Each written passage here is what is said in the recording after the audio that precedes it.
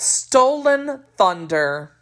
Thor had a hammer that he carried with him everywhere. It was called Mjolnir. Mjolnir was a magical weapon. It had been crafted by the dwarves in their underground workshop. When Thor threw the hammer, it would sail through the air and strike its target.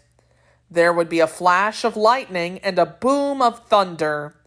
Then the hammer would fly back to Thor's hand like a boomerang. Thor loved his hammer. He never went anywhere without it. He even slept with it. The first thing he did when he got up in the morning was grab Mjolnir. But one morning, Thor woke up and found that Mjolnir was gone.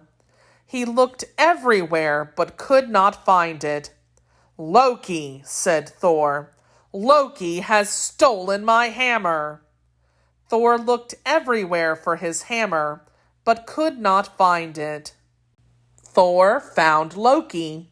He took him by the throat and lifted him up so that his legs dangled in the air. Loki could barely breathe. "I did not take it," he stammered. "Liar!" roared Thor. Thor glared at Loki and waited for the truth to come out. However, Loki said nothing. Thor waited a little longer. Still, Loki said nothing.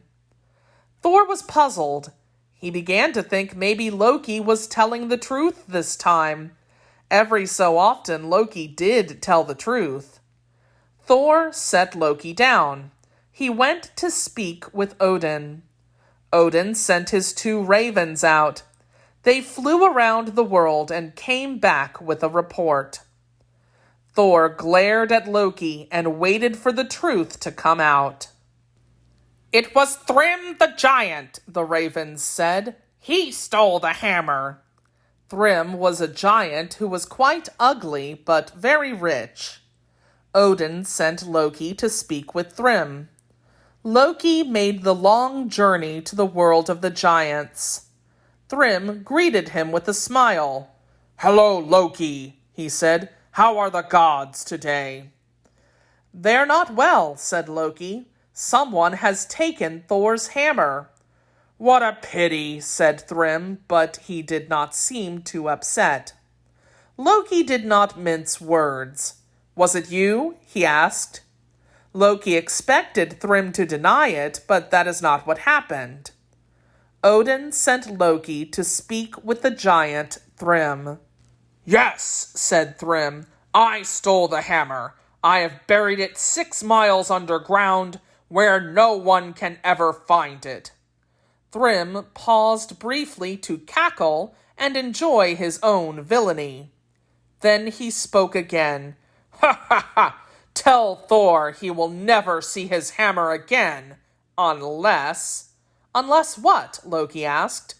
"Unless Freya will agree to marry me," said Thrym.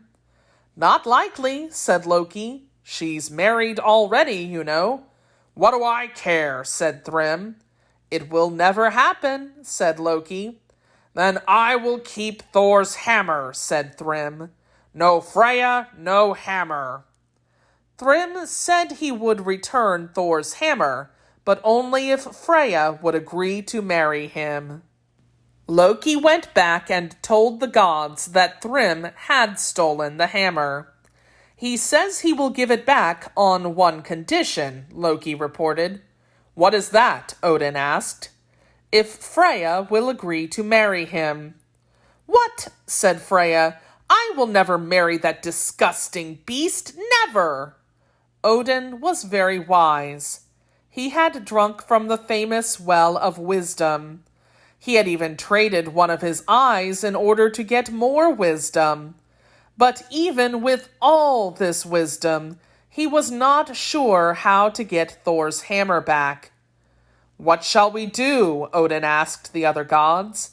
"How shall we get Thor's hammer back?" There was a long silence. None of the other gods seemed to know what to do either. None of the gods seemed to know what to do.